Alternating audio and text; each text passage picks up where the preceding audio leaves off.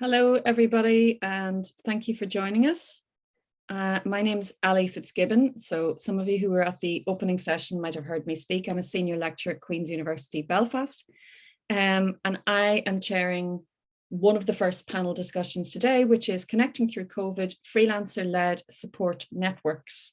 So we have about an hour for this panel discussion, and I'm joined by three different speakers. And the format we're going to do is I'm going to say a little bit about the three speakers.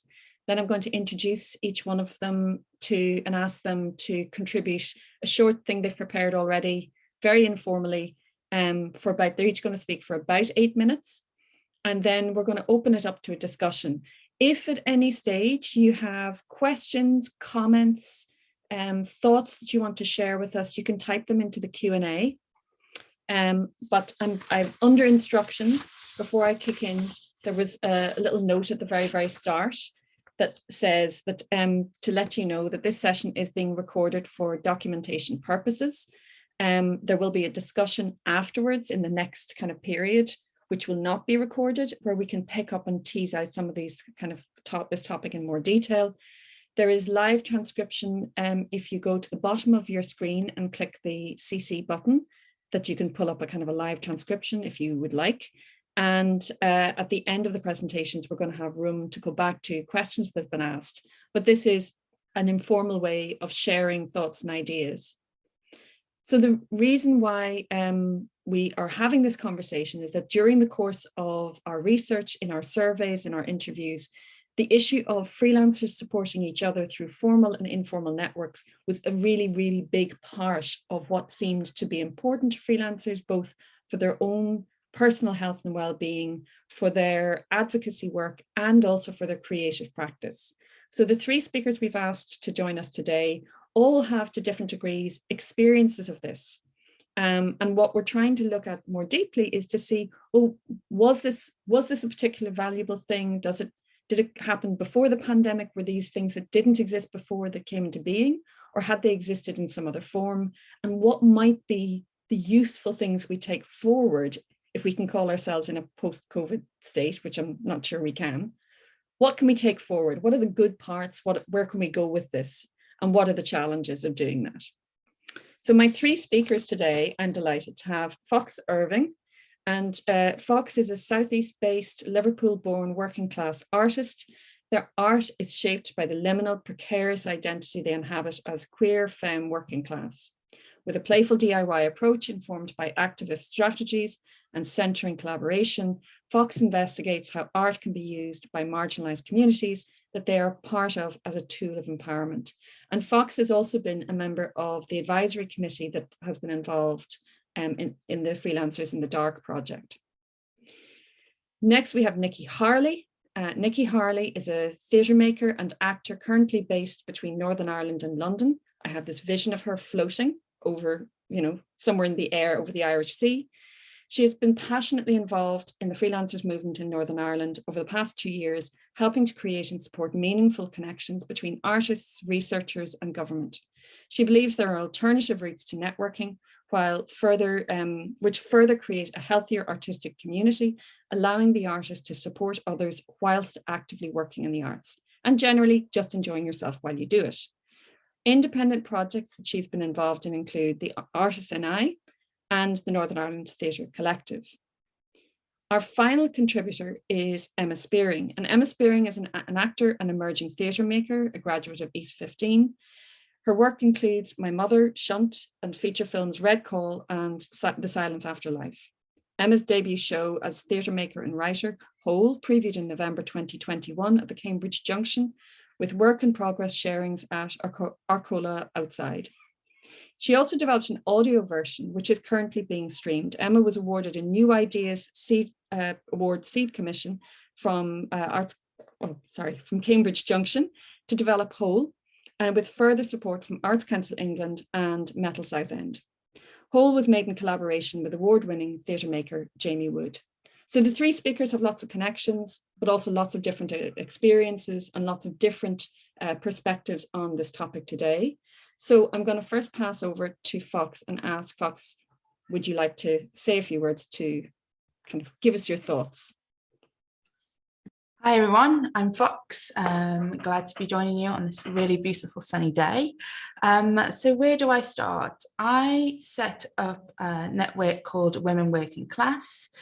And if I think back how this came together, for me, it was a need to find connections, to find people that I could really feel vulnerable in when I was making work. And this happened pre-pandemic, I would say late 2019. We didn't know what was coming. We had no sense of it, but I managed to get a little pot of funding to set up a group of 8 women. I put an open call out for 8 women that identified as a feeling of working class. Because when I say working class, I'm actually benefit class, but it was more a kind of a coming together of people that kind of felt like they didn't fit within the art system. And that came from my experience of, I was discouraged from the arts when I was 16. I later found a path and went into the arts around 30, and I found myself the first time felt like I was not fitting in a space that wasn't meant for me. No one sounded like me, nobody talked like me, nobody really had the experiences. And I spent a lot of that time code switching, having imposter syndrome. I was dragging up, dressing like to fit in. And it wasn't until I went to an autobiographical workshop by the artist Bryony Kimmings that a mentor or a tutor above me sounded like me and talked like me. So that was the inspiration to bring a group of working class artists to come together. And we did that in real life. We used the space of the Live Art Development Agency. We came together. We had enough funding for 6 sessions. 4 of those sessions in person, just talking about our experiences, sharing about kind of how we navigate the arts. And then, as we all know, March 2020 happened and pandemic hit. Everything changed. The obvious thing was to move online, but what was kind of poignant for me, a lot of the women within our group were on precarious contracts. We were freelancers, we were on universal credit, we kind of, a few of us had caring responsibilities. And I decided then, the last 2 sessions, I took some space before they happened. I moved them online. I had an idea of an output of what I wanted the group to do and work together. But the last 2 sessions was about actually just checking in, just caring, just having those conversations, what we were experiencing, thinking about what, how to navigate it. And it moved from what skills as a working class artist had we used to navigate the arts was actually how can we use these skills to navigate the COVID pandemic. So we took a pause then, and I applied for further funding because I'd moved online. I wanted to expand the group, reach out across the UK, and I set up an online group from women from the Northwest, similar experiences. But what came out of those kind of conversations of the 2 women and the 2 group is that I had to move online. It was very clear with the women in the group, they wanted to share their experiences. They didn't want it to be a closed of just meeting, but actually wanted to share resources for other working class artists.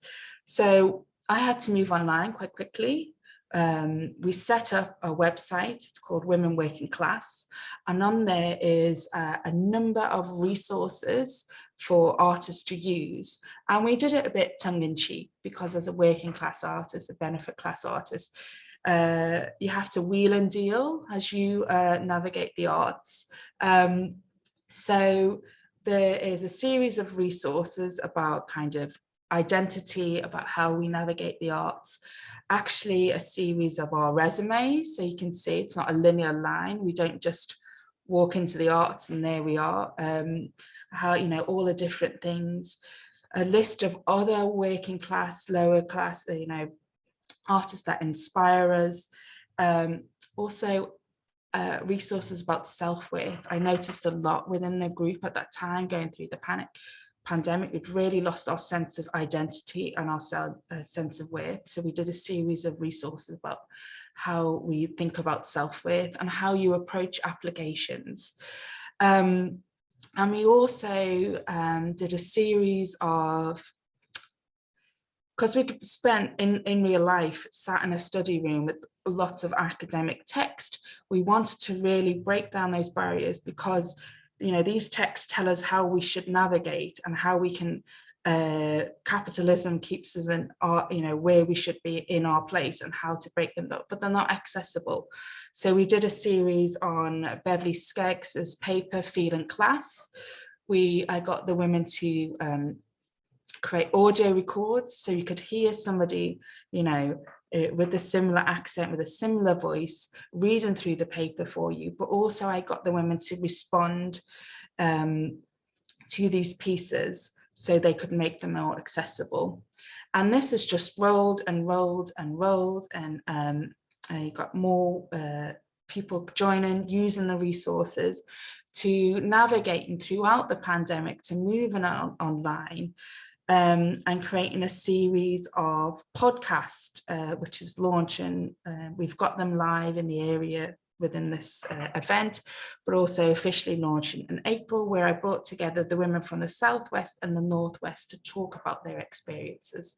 So we had to think, move, navigate, think about different ways of working. But I guess for me, what we can learn for those experiences of navigating the pandemic, bringing together a group, bringing networks outside arts organisations, outside theatres, is I found just listen to experiences, having a place where people can share and say, hey, actually, I hear you. Those are my experiences. I felt alone within this space. This is how I feel. Kind of bolstering each other up and being, let me be there, let me listen. Because often I think arts organisations or the theatre, especially with the pandemics, were often kind of offering quick solutions, not long-term solutions, and not really listening to experiences and sharing. And I guess for me, I think one thing taken away from this pandemic, if it's over, but so to speak, is the idea of radical care and connections. I often question myself because I don't feel that radical about, bringing groups together, making resources. I also always think of myself as the host of the party, not an expert. All the people that come together have created the resource. I just hold that space. So that's a bit about why I'm here today, why I've been invited, is about thinking about spaces, how we create them and move through the pandemic. So thank you so much. That's great. I love the idea of a host of the party and not the expert. I'm gonna hold on to that. I can borrow that and credit you. Okay, so next we're going to hear from Nicky. Nicky, would you like to say your piece? Hello, and thank you as well for having me today. Just to throw it out there at the start, I'm just here to talk about my own experiences. I have I don't declare myself to be in any way knowledgeable in any of this, but I'll just to give you a little bit about me. Obviously, you'd said I'm a theatre maker and an actor based in Belfast throughout the pandemic, and it became quite evident to me at the beginning that when government schemes and things were coming out, that a lot of friends and colleagues that I knew were falling through the cracks. And it was really, it was something that kept sticking with me. And we kept talking about this idea of we're more than just a number, the artists are more than just a number, we're worth more. And I realized that we had no statistic on actually how many of us that there were, in order to kind of fight on behalf of freelance artists in Northern Ireland at the time, because it was quite early on and there was no real knowledge of hardship funds or anything coming through, and everybody there was campaigns coming at us from every angle. Every time you looked, somebody was asking you to write to a politician, and just a lot of people were feeling so overwhelmed at not knowing what to do, and also feeling like they had to do everything. So I realized that there was a gap there in terms of like, we're more than a statistic, but we don't actually know what the statistic is. So I kind of set up a website. I don't know why. I just decided to take it upon myself to kind of set up a website at the time that would just collate information as to how many artists that there were, in order for us to kind of empower ourselves to know that we are many, and also to kind of feed back to the Arts Council, not in an official way or any sense, but just to give them a guidance to say that we are now in that moment where we're ready to kind of fight for to be heard. And I set up this website called Artists NI, and what it was basically a way that artists could, it was a campaign in itself. We're just trying, it was very simple. You just typed in your name, your art form, and that was it. And I started collecting data around that. We launched it in the 25th of May. On the 25th of May, I called a Zoom meeting and just put it out there to say, come along. And at the end of this session at 4 o'clock, we're going to launch this website. It was important for me, I suppose, that all of us did it together. This wasn't about being a gatekeeper or figures or of anything. It was, the whole idea of this campaign was that it was spread by artists, that it was people engaged in it through word of mouth. It was artist-led, that we didn't rely on any organizations to kind of set it up, that it just ran independently. So 80 people joined a Zoom call on the 25th of May, and by the next day we had already gathered 800 names, and I think the final figure was just under £6,500, or not pound, I wish, people, 6,500 people who identified it as artists in Northern Ireland. So it was a very simple campaign. It wasn't going to change the world or anything, but it was really interesting because in its simplicity, people, it was almost a stepping stone for people to get involved in some of the larger campaigns that were going on. We were able to signpost people to support pages like a Facebook page called NI Freelancers Surviving Corona, which was set up with by another few freelance artists I know. It also, in its simplicity, then it meant that everybody was on equal footing. So all of a sudden you were getting people sharing across their own networks. We were trying to reach people in every town and every city in Northern Ireland.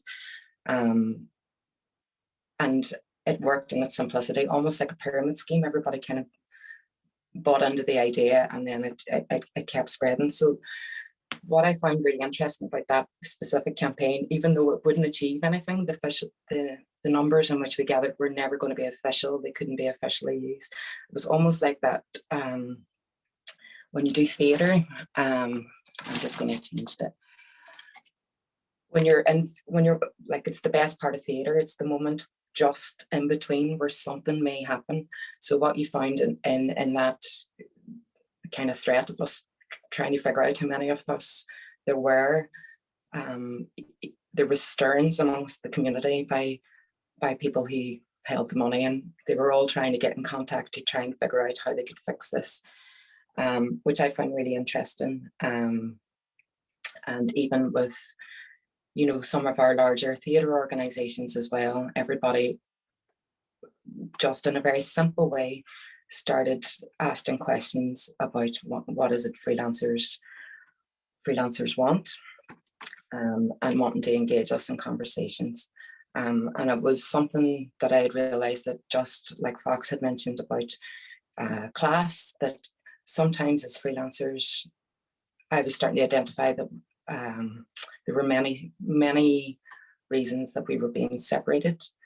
And there is a power there as well, you know, geographically, people's opinion about what art form they're in, so many reasons. So this was an opportunity for us all to come together and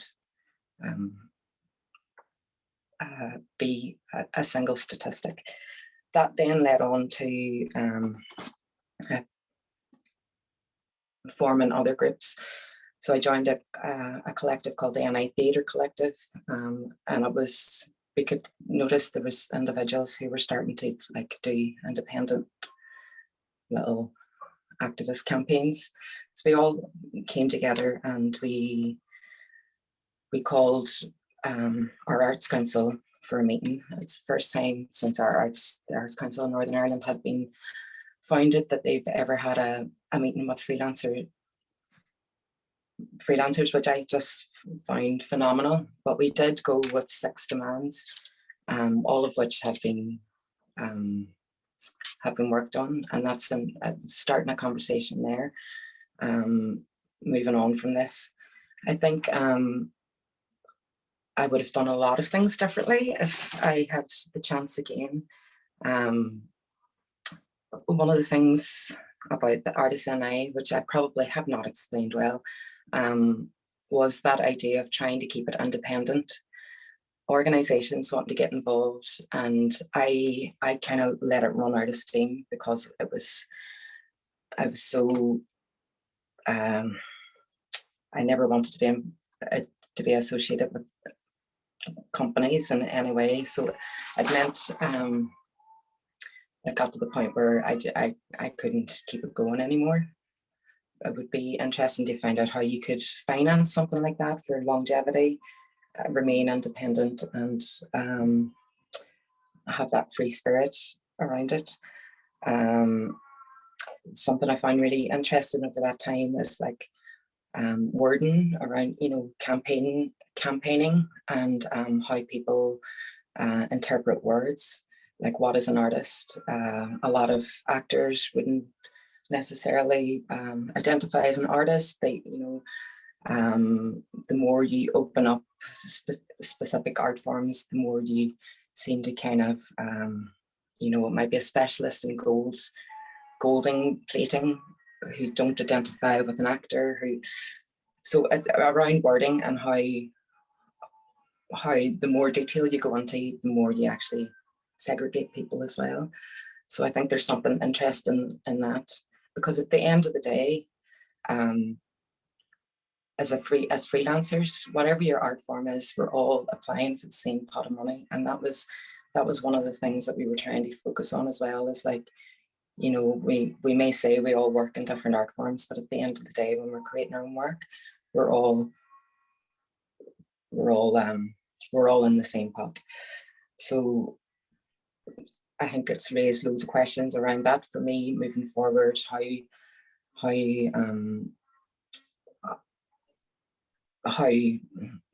work with that. I think that's something that would be interesting to discuss. What else? Can I pause you there, Nicky? Aye. Because what I'd like to come back to you, because I think there are kind of questions about how we stay in, how networks and freelancers keep their independence. Yeah. Something I think is kind of an interesting thing to come back to. So I'm going to move on to our last speaker, Emma, and then we'll circle back and we'll have a chance to kind of for you guys to ask each other questions, hopefully. Emma, you're up. Hi. Thank you. Hi. So my name's Emma Spearing, and actually I'm coming at this from a really different place, I guess. I'm coming at it as somebody that didn't set up a support network, but I used support networks during the last 2-3 years and before, and I sometimes, so basically I made my first piece of theatre during the pandemic, and I did manage to make it and I managed to preview it at Cambridge Junction in November. So I'm going to talk about sort of that process and what my support needs were in that, and therefore sort of what groups I accessed, I guess. So I think I just need to say a bit about the work actually, because I was making the work for about 5 years. And like Fox, actually, I also did Bryony Cummings' course, and that was one of the courses that I did that actually started to make me look at this, making autobiographical theatre. And my piece is very delicate because it's about grief, and specifically it was about the loss of my identical twin in 2014. And so there's very specific, I guess, very specific needs that I had during the last 2 years, because I'd got so far on in the process of making it, and I was so invested in it, that the option to put it down, which could have been an option, to be honest, because it was so demoralizing making work during that time, it just wasn't really available for me because of how mentally involved I was with it. So I think the first sort of support that I needed through networks was about sort of solidarity, really. So I'd been working with a solo theatre maker lab where we were scratching work sort of every week, sort of a group of 8 theatre makers met in London, and we were just sort of supporting each other, making our first piece of work. And that finished in early March 2020. And we all had a WhatsApp group, and, you know, being able to say, it's just things like, for instance, I had an Arts Council application in the system, and it all got, you know, everything got shut down. And as a new theatre maker, and I was a new theatre maker, despite being quite old, because, you know, I was a single mum to a kid for a long time. I had to wait for him to be old enough for me to go and train as a theatre maker. So yeah, writing an application and understanding the language to do with the Arts Council and things like that, it's so blooming inaccessible, that you know, that process took me about 3 or 4 months. And so when that whole system just stopped, you know, and I was thinking, oh, please, please, please, I've got 2 weeks to wait until they let me know. And then when it just all froze, and it was just so demoralizing, all that work. And I know lots of people in the same position. And I think also as an emerging theatre maker, forming relationships with, you know, with people that want to program your work is really hard, to have those conversations and to get programmed, and then to put that in the Arts Council application, and then watching all of that disintegrate. It all just crumbled. It was like this snowball that I'd been pushing for 5 years, suddenly fell off the cliff, landed at the bottom in a pile of snow. And I looked at it going, how the hell do I put that back together again?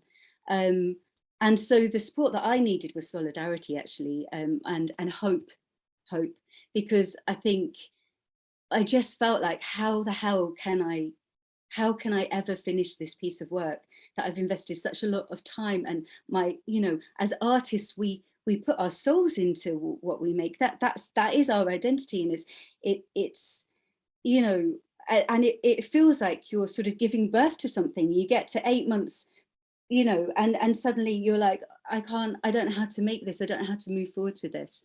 So the support that I was seeking to start with was reassurance that that there was still hope, that I didn't have to, that it was okay to take time out, that I could still work, I could still make things. And so I worked with the solo theatre maker people. We just sort of offered each other opportunities. People posted about workshops that were available to do.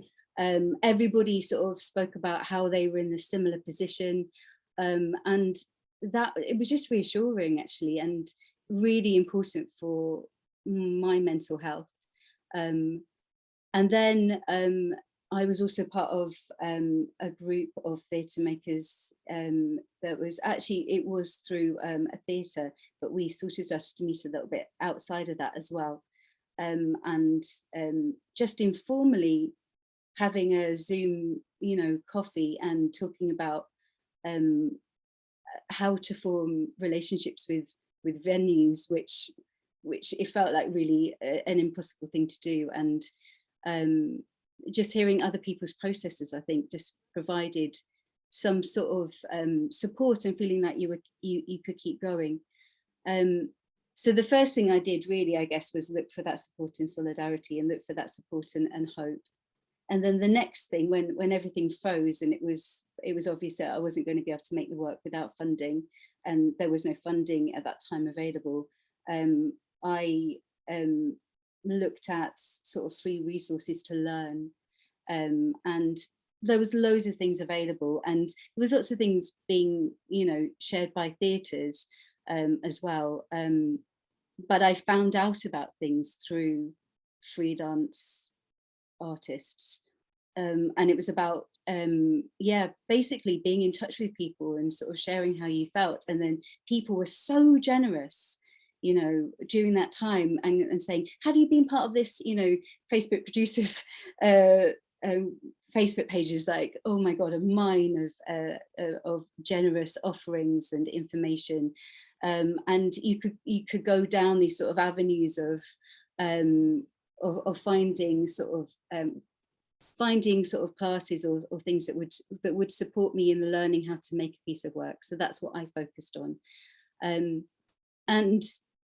And sort of talking about that, I would like to say that something that I would like to see continued is organisations offering the opportunity to have digital meetups still, because for me, I don't live in London. Going into London to do some sort of workshop with a group of people that a lot of people already know each other, it was so intimidating. It costs like 30 quid off peak to get into London. You're then paying for a workshop. Coffee and tea breaks and lunch breaks are just painful if you don't know anyone. And there was something very neutralizing and equal about these little boxes that we existed on in Zoom, where it's almost like there's a talking stick going around because everyone has to shut up and listen to one person. You're not necessarily aware of cliques, which is helpful for somebody like me that finds that really intimidating. And I could be quiet and I could listen. And just being in the room, being able to listen and learn. And through that process, some of that language that I found totally inaccessible, I had no idea what people were talking about when they were, you know, I just had no idea, basically. I'm just learning a process of becoming a theatre maker. Being able to listen and being in the room just helped to educate myself during that process. And I think that the piece of theatre that I have made as a consequence is better because I had more understanding. I'm gonna finish soon. I just wanted to say that when I finally did get the piece made, you know, I had an unsuccessful Arts Council application after the one that got frozen, so demoralizing. Worked with my stage manager who just held my hand through resubmitting because I just couldn't face it. I also worked with an artist wellbeing practitioner that I kept seeing during the process, and I made sure that I had a budget line for her in the Arts Council application so that my team could access her. And working with a team and making a show, we basically we worked on Zoom a lot. They were homeschooling kids. They all lived in very different regions. So someone in Cornwall, someone in Somerset, someone in Brighton. We still were able to make work. And I would like to see that flexibility. I think that having a wellness practitioner in the space to be accessed by everybody. The set designer had access to her, the lighting designer did, partly because of the subject matter, but also because, you know, we're all going through a really, really, really immensely difficult time. 3 of those people that I work with in a very small team, I have left the industry. But they said that that working on this piece was actually one of the most joyous pieces that they'd been involved in. And it was more that they didn't want to go back to what their life had been like beforehand, which was just too much. You know, the expectation on people was too much. And I really hope that we can learn to be more flexible with each other. Yeah, now. And I'm going to stop there. That's great, Emma. No, that's really interesting. I wonder, some threads in what all of you have said is some sense of kind of holding space for each other, and there's a kind of humanizing of experience that you have all kind of created or coordinated, or even just kind of simply kind of benefited from or recognized as part of your practice. Does that make sense? What I kind of could hear was sense of kind of not wanting to be the person running the show, but being the person who held space for other people around you is quite an interesting, it's kind of an interesting power to it. And I hesitate to use the word power. Does anybody, do any of you have specific questions for each other that you'd like to ask?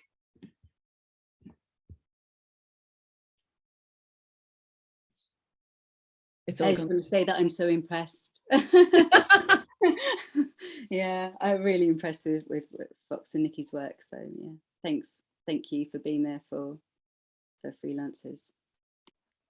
And I'm equally impressed, Emma, just with your ability to kind of recognize your personal journey through what was clearly kind of a really difficult experience.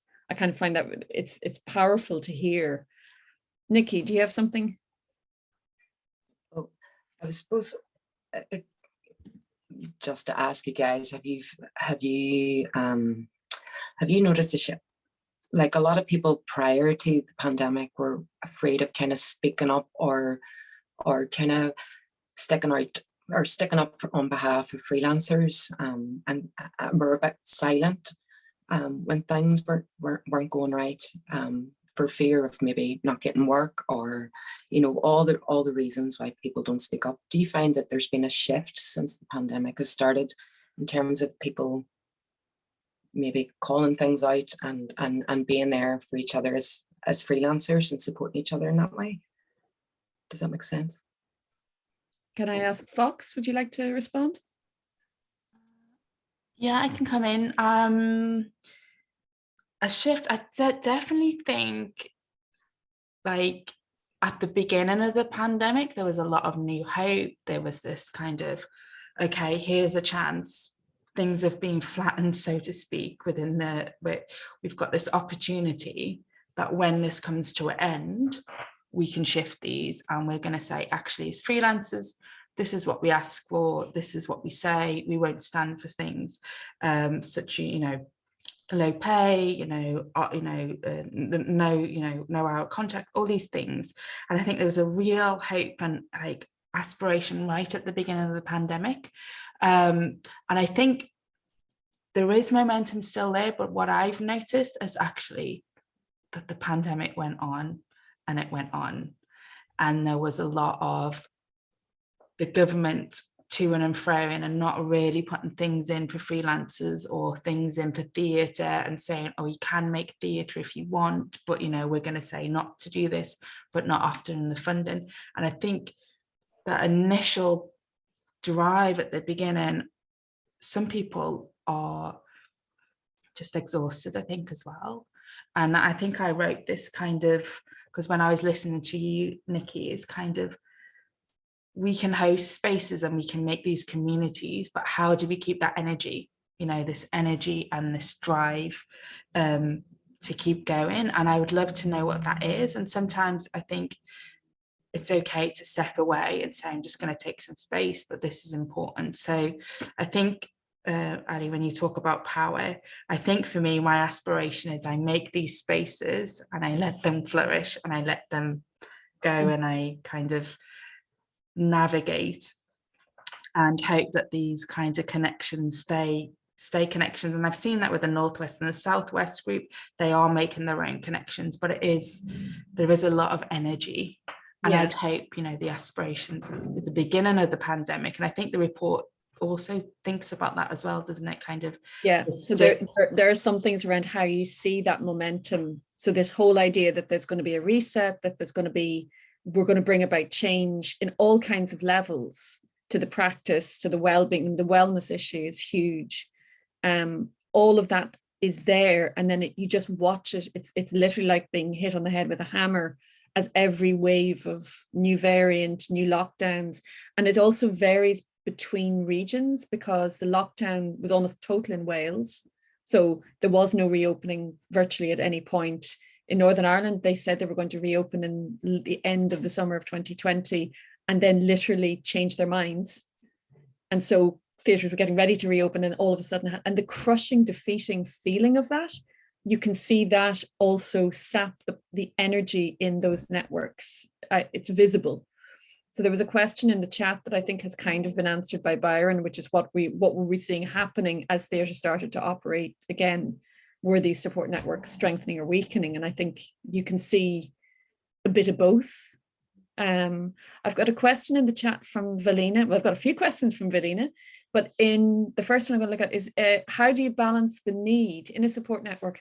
How do you balance the need to be generous with your time and to create resources with seeking and taking on paid work? And I think I actually would like to ask Emma, because I know you didn't run a network, but I can hear from the way you described the way you put your project together, there's quite an interesting sense of what you were drawing on in terms of informal networks. How were you balancing out, your own kind of time and resource and what you could ask other people for? I'm not sure how to answer that. I have to say I didn't lose all my income during this, which was really good. I had some work that went online, so I work as an actor doing medical role play, and doctors kept being doctors, so actually that work kept going and it went online, and I thank God it did, because actually everything else went. Look, I mean, I would say that I was completely overwhelmed a lot, and I was really and I had a really hard time with my mental health, and I worked really, really hard to make sure that other people's experience on my project wasn't like mine, which is just like probably not the right answer, is it? But I wanted to make sure that I was really flexible. I made sure that we were working around everybody else. So we would do sort of like read-throughs between 7 and 10 at night, because that's what the time that people could make. Or I tried to be really adaptable and flexible, because actually I don't have any kids at home at the moment. So and then I boosted my mental well-being by having sessions with Lou, or by meeting up with other theatre makers, or on Zoom, just having a coffee, just actually putting it out there. And I find that really difficult to ask for help. I find it really difficult to ask for things, but I really, really enjoy being generous with my time. But I don't know that I did find the balance for myself. I think I don't think that this process has been in any way easy for me, and I feel really exhausted, and I've got one more show next week, and I'm done. And then you can lie down in a darkened room. No, I want to go on holiday. Yeah. So I kind of, what I can hear is that not unlike what Fox said when they were speaking first, the desire to not reproduce a system that's already slightly failed. But I was coming from an interesting place in the fact that I haven't made a piece of theatre before. So I actually don't know what the system would have been like. All I know is that I was working within a system that was really squeezed, because things like, oh, you can have rehearsal space here. Suddenly, because the theatres are shut down, there was like loads of artists that wanted that space.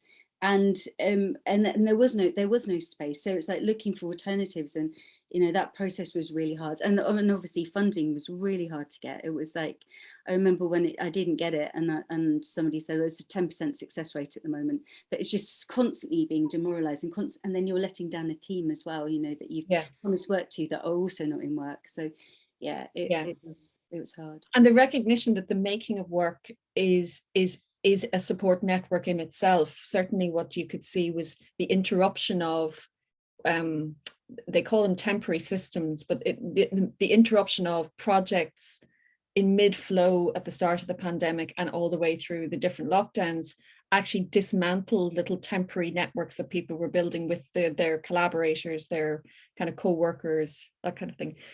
Fox, do you want to add anything to how do you balance that thing of kind of trying to affect change, trying to push something through in terms of networks and resourcing others, while also keeping a roof over your head? Gosh, it's a difficult one. because I probably haven't got a good work ethic, if I'm honest, kind of. I do manage to juggle a lot of things at once, but what I had to do during the pandemic is I had to be really boundary that Friday afternoons and the weekends was no work, kind of just taking self-care and just relaxing, kind of taking time out away from that and being quite rigid with that, because I do have a job and I was making this. I would set the sessions, like Emma said, in the evenings, 6 till 8. And I would hold the space, and there was no pressure on anyone to join. They could come into the space if they wanted to. As Emma said, Zoom, you can show up and show out. You can listen. You don't have to be in the space. And I kind of created those spaces. And also I was quite kind of, when we were making resources, again, because I had longevity, I didn't kind of set hard deadlines. I let them be flexible. I created that they could all make the resources all at once, and that was done, or they could have weekly kind of check-ins as well and do them like that. So I kind of that it's difficult. It's the energy. What I find I struggle with is being on a hamster wheel for funding. Is I would start this group, and then I'm quite adamant that I wouldn't continue if I didn't get funding. So there was a pressure on myself. So I probably haven't got a good work ethic. But I would again get on this hamster wheel, get funding, have to think about how I'm going to fund the next stage. Self-care, where I got my energy from was women would come into the group and everyone would be like, oh, exhausting, it's been an exhausting day, would start like that, but the energy by the end of it was worth it. And I did them. I also spaced out those sessions, and I wasn't kind of on tap with support. Spaced out these kind of boundaried sessions, and boundaries are very important, I think, with those ways.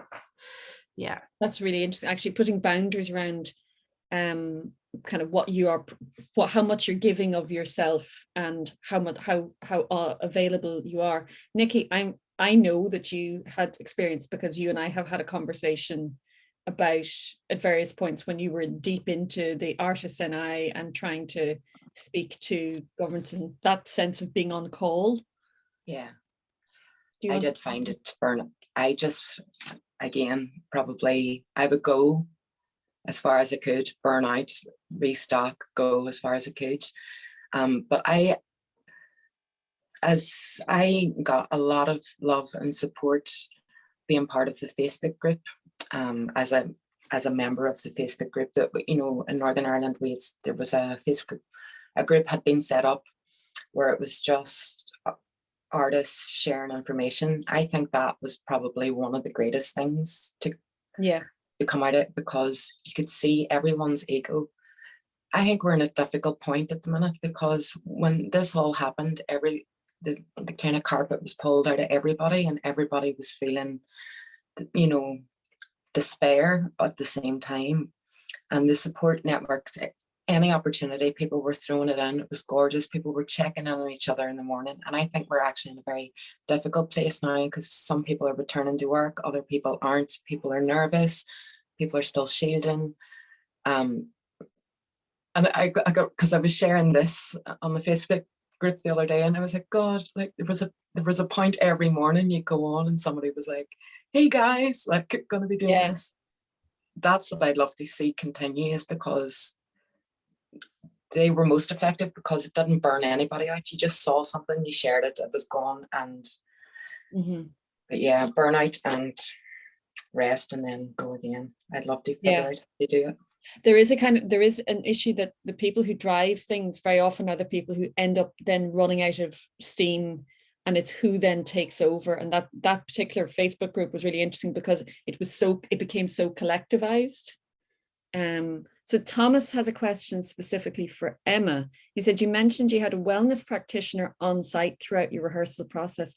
I'd be interested in hearing more about this, as this is something that isn't implemented in large scale productions. So it's amazing to hear they were available for everyone. I agree. I think it's really interesting that, I mean, I can understand exactly why you would, but do you want to talk a little bit more about that?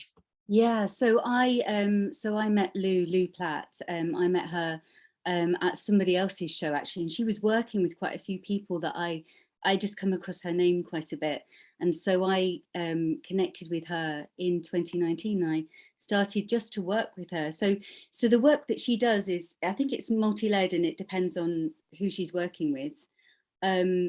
But for me, it was about checking where I was at in my process and working through the stuff that I was like digging into, so that it's not therapy on stage, so that I've explored and dug really deep into it, so that what I then share is the art of that, and not all the trauma.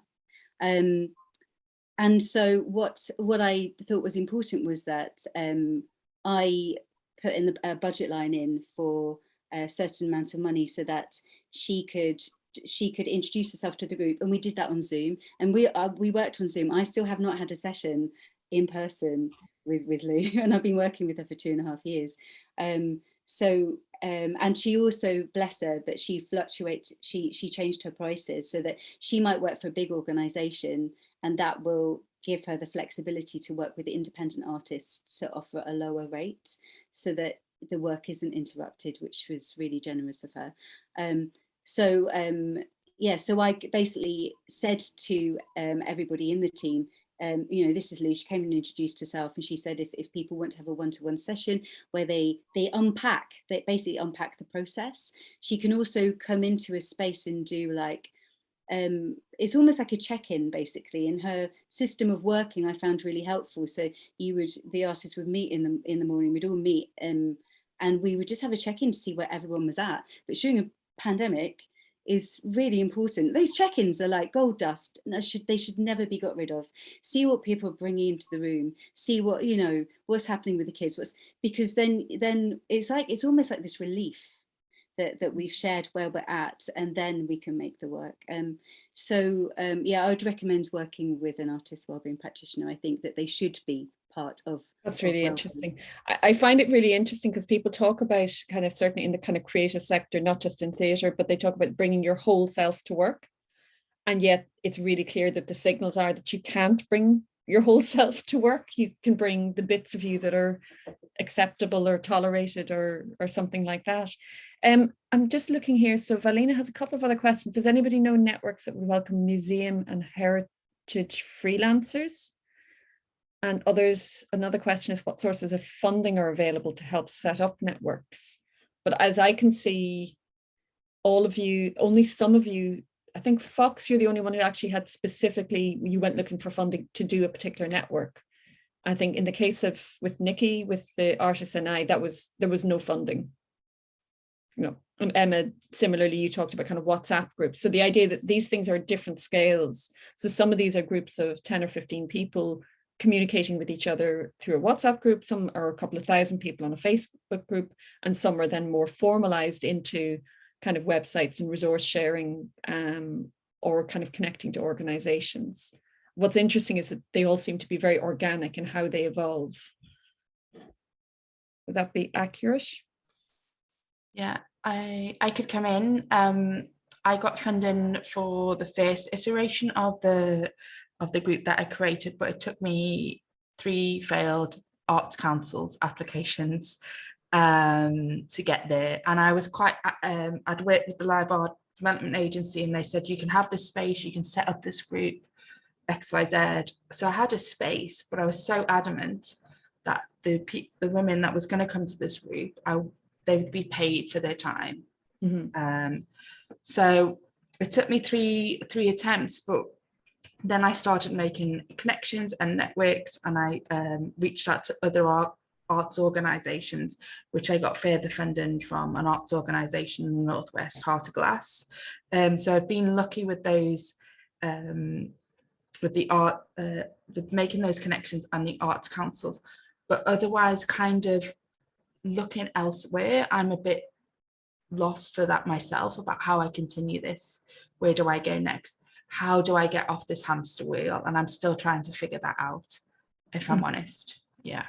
So there is a lot of interest in these networks and what they do and the powers they can have, or the evident power that they can have, but there's not necessarily, that's not following through with formal. Is there a challenge, I think possibly not so much with in your instance, Fox, but with some of the other informal processes, is there a problem if they become formalized? Nicky, maybe, I think. That was the bane of my, that was the crux of the problem for me. Because when Artists NI was set up, actually, for some reason, had people contacting me to offer support, and it became a point where, you know, if I was to accept money off X, then people wouldn't engage in it from all the other reasons.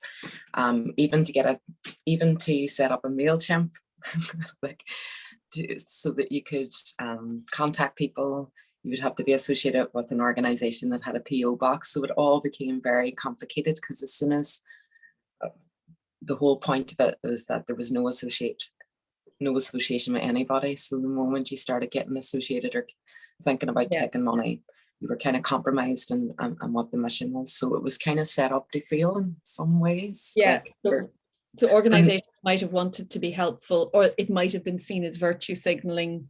Yes. So, so, you know, there was potential it could have had longevity beyond that, but like funding would have had to be in place then for that to happen. It's kind of against the grain of why it was set up in the first place. And another thing, because you mentioned that you know, kind of certain things have basically dissolved or lost their momentum. Is there a sense in which, in your experience, that there are certain things that you'd like that we should maintain going forward, and some of these networks really only needed to work for the time that they were needed, and then we walk away from them? Okay. Yeah. I would just say a gorgeous thing that came out of all these moments was artists being truthful, being honest about their experiences, transparency, and seeking transparency, whether that be with organizations or whatever it is. And I think if we come out of this with anything, that is a brilliant thing to have, because we form the foundation of the arts community, you know. So like without us freelancers, really, nothing can come of that. So I think we have to remain truthful and honest and as transparent with each other as possible. And if we can do that, I think that's a great stepping stone for anything moving forward. That's a fantastic place I think to kind of pause. This is kind of a discussion that can keep going. I'd like to say thank you to my panelists, because I'm looking at the clock and we're kind of ready to take a little 10-minute break and then return. I have to look quickly. We are in the green room for our discussion, which makes me laugh. So we can kind of go back and our little avatars can go and have a walk across. But I'd like to say thanks so much to our three panelists today, Fox Irving, Nicky, Harley, and Emma Spearing. This is a really interesting conversation. I really appreciated your honesty and also the sharing of very different experiences and the common threads. Things that I'm kind of holding on to is, you know, the holding of space, the idea of the pursuit of radical care, the spaces that networks have made to be vulnerable, ideas of generosity and hope, and networks giving hope. And hopefully these are things that we can pick up in the discussion later. So we'll 10-minute break, and then we'll resume for the discussion, in which we can all have kind of a conversation, and the hierarchy of this panel will be broken down a little bit. So thank you, everyone. Ali, Nicky, does anybody know how we get into the green room? Okay. No, I was thinking exactly that. Hi, I've just shared in the chat the Zoom link if you'd like to just join directly through Zoom. Great. Discussion group 1. Yes, great. Thank you. If you're Yes. on Gather Town, there's a little arrow that says green room this way. I'm not on that yet. That's the thing. You can just use the Zoom link. It is kind of fun. I do recommend it, but It's open until the end of March if you want to have a look around. I'll click on this. see you all in a bit. Yeah, great.